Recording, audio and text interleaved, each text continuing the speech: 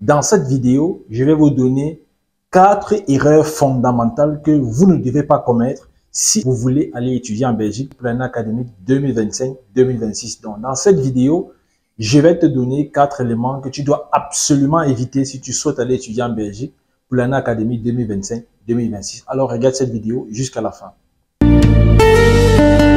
Elle vous accompagne dans le processus d'obtention de vos différents visas pour plusieurs destinations, les États-Unis, le Canada, la France, la Belgique, l'Allemagne, l'Italie, la Russie et partout dans le monde.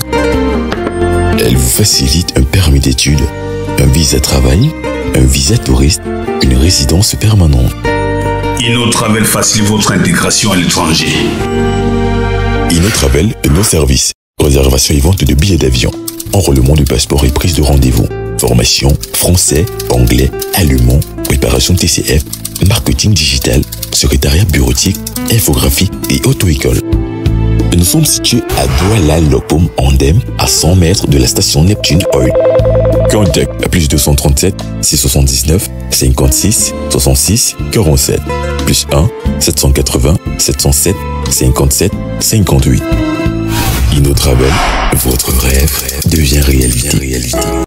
Bonjour à tous et à toutes, bienvenue dans cette vidéo et bienvenue sur Russie en Belgique. Si c'est ta première fois de nous découvrir au travers de cette vidéo, je t'invite à faire 3 choses fondamentales. Premièrement, tu t'abonnes à cette chaîne afin de pouvoir bénéficier gratuitement de toutes les informations que nous partageons ici pour donner des informations sur la procédure, mais également sur les changements qui peuvent intervenir au cours de la procédure. Deuxièmement, je t'invite à activer la cloche de notification afin de pouvoir être notifié régulièrement de toutes les nouvelles vidéos qui seront disponibles ici sur cette chaîne. Et enfin, je t'invite à mettre un pouce à cette vidéo pour la référencer afin que cette vidéo puisse parvenir à ceux et celles qui souhaitent aussi aller étudier en Belgique mais qui n'ont pas la bonne information comme toi. Passage aussi, j'aimerais préciser également que désormais, c'est possible de pouvoir faire des formations au niveau de l'agence InnoTravel, que ce soit en langue, en français, anglais, allemand, ou alors des formations en marketing digital, secrétariat bureautique ou en infographie. Et aussi pour ceux qui aimeraient faire des formations en auto-école. Et aussi, au niveau de l'agence, vous avez la capacité de pouvoir bénéficier des enrôlements, passeports, etc. Alors, aujourd'hui, nous avons mis sur pied un dispositif qui permet à chaque étudiant qui veut aller étudier en Belgique de pouvoir faire leur procédure par eux-mêmes depuis l'équivalence diplôme jusqu'à l'obtention de leur visa d'études. Donc, aujourd'hui, l'agence InnoTravel, qui à travers l'Académie Russie en Belgique, dont la vidéo concerne, met à votre disposition plusieurs services qui permettent d'accompagner les étudiants vers différentes destinations au travers du monde. Alors, revenons à l'objet de la vidéo.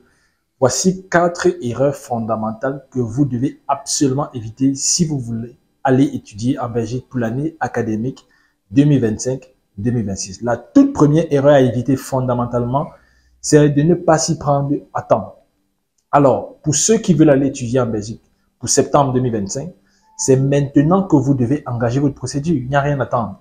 Vous allez me dire que le CV équivalence ouvre à partir du 15 novembre. Les admissions, c'est à partir du 15 février. La demande de visa, c'est à partir d'avril ou d'août. Je vous dis, si vous voulez aller étudier en Belgique pour l'année académique 2025-2026, vous devez commencer votre procédure maintenant avec la toute première étape qui est l'équivalence des diplômes. Ensuite, chercher un établissement pour une demande d'admission. Après, faire une prise en charge et après une demande de visa. Alors, pourquoi est-ce que j'insiste sur le fait que vous devez commencer votre procédure maintenant? Parce que la majeure partie des refus qui arrivent lors de la procédure, c'est le dépôt tardif. Donc, voilà pourquoi vous ne devez pas tenir compte de cette date officielle. Parce que après, c'est vrai, ce sont des dates officielles qui sont reconnues pour pouvoir faire certaines procédures. Mais étant donné que toutes ces étapes-là, ce sont des candidatures, vous devez être à mesure de pouvoir introduire à temps pour pouvoir obtenir votre visa à temps et pouvoir voyager à temps. Donc, pour résumer, faites ce qu'on vous demande de faire, comme on vous demande de faire et à temps. Donc, ne pas s'y prendre à temps concerne les équivalences diplômes, les demandes d'admission, la prise en charge, l'établissement de la prise en charge ou de l'AVI et aussi de la demande de visa. La deuxième erreur à éviter fondamentalement si tu souhaites aller étudier en Belgique pour l'année académique 2025-2026, c'est de faire une mauvaise orientation. Une mauvaise orientation, ça veut dire quoi? Ça veut dire, j'ai reçu ici déjà plusieurs étudiants qui me disent, j'ai eu à faire des études scientifiques Ensuite, je suis allé à l'université, j'ai fait des études en sciences humaines, c'est-à-dire les comptabilités, les assurances, etc.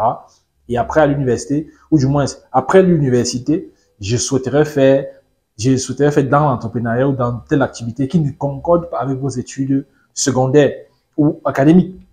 Voilà pourquoi est-ce que vous devez comprendre que si vous avez un projet d'études à l'étranger, votre projet d'études doit être construit dès votre parcours scolaire. C'est-à-dire, est-ce que vos études que vous avez faites au secondaire correspondent à vos études que vous souhaitez ou bien que vous avez fait au niveau supérieur? Et est-ce que ces deux éléments correspondent aussi à vos attentes professionnelles? Donc, lorsque vous avez eu, par exemple, un bac scientifique, vous devez faire des études scientifiques à l'université et vous devez avoir aussi des aspirations professionnelles ou alors un projet professionnel qui cadre, n'est-ce pas, avec vos études antérieures, c'est-à-dire académiques et scolaires. Ne me dites pas que j'ai eu un bac C et je suis allé faire comptabilité, après j'aimerais faire dans la mécanique ou je sais pas quoi. Vous devez avoir un projet bien construit. C'est de cette manière-là que votre dossier passera au niveau de l'immigration. Si vous n'avez pas ce projet construit, vous auriez des difficultés. Donc, quand on parle également d'orientation, ça fait aussi référence aux demandes d'admission. Lorsque vous faites des demandes d'admission auprès des établissements reconnus par l'État belge, vous devez être à mesure de pouvoir postuler dans des établissements qui proposent des formations en rapport avec vos études antérieures. Vous ne pouvez pas avoir une licence en informatique fondamentale et vous allez postuler en économie ou en géographie, ça ne se fait pas. Ça, c'est une mauvaise orientation. Donc, l'importance à ce niveau, c'est de ne pas seulement avoir l'admission, mais c'est d'avoir une admission qui correspond avec vos études antérieures. Donc, la mauvaise orientation ici tient compte aussi même des équivalences pour commencer, parce qu'au niveau de l'équivalence diplôme, qui est un document qui se fait sous la base de votre baccalauréat, vous devez déjà commencer à spécifier le type d'équivalence que vous avez en rapport avec votre bac, même si vous avez joint à cela vos documents académiques supérieurs. Vous devez déjà commencer au niveau de spécifier cette orientation et lorsque vous faites des demandes d'admission, vous faites aussi un rapprochement entre l'équivalence que vous allez obtenir et aussi l'admission que vous allez pouvoir obtenir et pouvoir introduire une demande de visa. Alors, la troisième erreur à éviter fondamentalement, si vous voulez aller étudier en Belgique pour la rentrée septembre 2025, c'est de ne pas préparer son projet d'études et professionnel. Là, c'est un problème majeur que je constate chez la majeure partie des étudiants qui sont allés étudier en Belgique. Avoir un projet professionnel et un projet d'études construit, ça veut dire quoi? Si vous avez fait des études dans le domaine des sciences, vous devez penser à de pouvoir continuer vos études dans le domaine des sciences à l'université et pouvoir travailler ou du moins avoir un projet professionnel dans ce même domaine-là. Donc, lorsqu'on regarde ce parcours, on constate que vous avez fait des études scientifiques à l'école, au baccalauréat. Ensuite, à l'université, vous avez fait des études scientifiques et sur le plan professionnel, vous avez également des aspirations dans le domaine des sciences. Ça, c'est un projet construit déjà.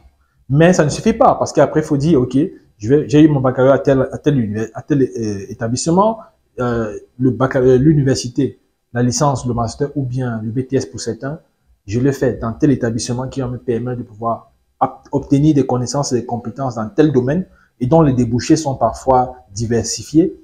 C'est dans ce même domaine-là que vous devez avoir un projet professionnel et pouvoir mieux l'expliquer à quelqu'un. Parce qu'avant d'arriver à Campus Belgique, pour les Camerounais surtout, ou alors à TLS Contact pour ceux qui sont à l'étranger, c'est-à-dire pour les Sénégalais, les Togolais, ou alors ceux qui sont au Maroc ou en Russie ou ailleurs, vous devez expliquer à l'immigration que vous avez fait, par exemple, des études scientifiques et vous voulez travailler dans des entreprises qui font, par exemple, dans l'agroalimentaire parce que vous avez eu des prérequis qui vous donnent la connaissance et la compétence de pouvoir travailler dans ce secteur d'activité. Donc, vous ne donnez pas juste ces éléments parce que bon, c'est une passion. Non, il ne s'agit pas ici pour vous d'expliquer que ma passion, c'est ma passion, non. Mais d'expliquer que vous avez un réel projet qui nécessite l'importance d'aller étudier dans une université en Belgique qui vous propose des éléments ou des compétences qui vont vous donner encore plus pour que sur le plan professionnel, c'est-à-dire dans l'entreprise qui va vous accueillir, que ce soit à l'étranger ou dans votre pays d'origine, de pouvoir apporter un plus aux résultats ou bien aux attentes de cette entreprise-là. Donc, c'est de cette façon que vous devez préparer votre projet d'études. Et dans d'autres vidéos, j'expliquerai un peu plus ce qu'est le projet d'études ou le projet professionnel. Mais ce troisième élément est un point très disqualifiant pour la majeure partie des étudiants parce que lorsque on fait votre entretien, quand on fait les entretiens pédagogiques, projet d'études, projet professionnel, c'est au moins à 95% votre visa. Donc, si on ne voit pas un projet qui a été construit ou un projet professionnel qui explique que j'ai fait des études comme ça, sur le plan professionnel, par exemple, j'ai eu à faire des stages ou bien des formations qui vont permettre d'intégrer des entreprises telles que, donc, j'ai constaté que il y a, par exemple, des difficultés ou disons, des manquements au sein de ces entreprises. Du coup, les compétences que je vais acquérir à l'université ou à l'établissement vont me permettre, n'est-ce pas, de pouvoir ne pas peut-être résoudre, mais d'apporter ma part de contribution à l'amélioration de ce problème-là. Donc, c'est de cette manière que vous devez absolument préparer votre projet d'études et professionnel. La quatrième erreur et la dernière, c'est de ne pas bien constituer son dossier. Et ici, je fais référence déjà à l'équivalence diplôme. Beaucoup déjà, j'ai déjà vu plusieurs dossiers d'équivalence qui font, c'est-à-dire les gens font des demandes d'équivalence comme s'ils faisaient une demande de stage ou bien une demande de travail. Non. Une demande d'équivalence, c'est-à-dire c'est un processus, c'est bien détaillé et écrit sur le site du CV des équivalences, la plateforme officielle. Donc, on vous dit là-bas toutes les étapes à pouvoir constituer pour pouvoir faire votre demande d'équivalence. Donc, vous ne faites pas une demande comme si c'était le travail qu'on partait chercher ou bien le stage, non. Il y a une structure à respecter pour tous. Et également, le dossier des admissions. Vous ne faites pas les admissions comme si c'est une demande de stage ou de travail. Je répète toujours. C'est une candidature. Donc, vous respectez les règles et les règlements définis par l'établissement. C'est l'établissement qui vous dit comment constituer le dossier. Si l'université vous dit, mettez le CV, la lettre de motivation, les documents à fournir, les certificats de scolarité, les certificats de nationalité, tout ça, vous faites ce que l'établissement vous demande de faire, comme il vous demande de faire, et attends. Le plus important aussi, ce n'est pas d'avoir l'admission, je le répète, c'est d'avoir une admission en rapport avec vos études antérieures. Et lorsque vous voulez vous entreprendre pour pouvoir candidater dans les établissements, tenez compte aussi des critères d'admissibilité au sein de ces établissements, sinon vous allez être disqualifié. Et enfin, c'est le dossier du visa. Vous devez absolument constituer le dossier tel que demandé par l'ambassade ou par TNS Contact, qui est l'organisme en charge du traitement des dossiers visa auprès de l'ambassade ou auprès de l'Office des étrangers. Donc voilà ici, en résumé, 4 étapes fondamentales ou 4 erreurs à éviter lorsque vous allez introduire votre demande de visa si vous voulez aller étudier en Belgique pour l'année 2025. La première, c'est de ne pas s'y prendre à temps. La deuxième, c'est une mauvaise orientation. La troisième, c'est de mal préparer son projet d'études ou bien professionnel. Et enfin, c'est de ne pas pouvoir bien constituer son dossier d'équivalent diplôme, d'admission et de visa. J'espère que cette vidéo va te permettre de bien préparer ta rentrée académique de cette année ou alors ton projet de voyage de cette année si tu veux aller étudier en Belgique. Et InnoTravel ou l'Académie Reçue en Belgique met à votre disposition tous les éléments qui vont vous permettre de pouvoir exceller dans votre projet et de pouvoir vous aussi vous permettre de pouvoir réaliser votre projet d'aller étudier légalement en Belgique. Si tu as aimé cette vidéo, mets un pouce pour la référencer, partage-la autour de toi, autour de tes proches, autour des connaissances que je connais. Ici, sur cette chaîne, nous avons déjà fait plusieurs vidéos qui expliquent toutes les étapes de la procédure. Et même, il y a des témoignages qui expliquent pour ceux qui ont eu le visa à travers l'agence ou à travers l'académie, de pouvoir vous expliquer leur propre parcours, leurs propres difficultés. Et ça peut te permettre de pouvoir mieux préparer le tien. Parce que il ne s'agit pas seulement de pouvoir faire une procédure pour voyager, non. Il faut aussi apprendre les erreurs des autres pour pouvoir mieux avancer. Et enfin, je t'invite à t'abonner sur cette chaîne si tu souhaites bénéficier gratuitement de toutes les informations pour aller étudier légalement en Belgique. Alors, je te dis merci d'avoir regardé attentivement cette vidéo. Rendez-vous dans une prochaine vidéo. Ciao.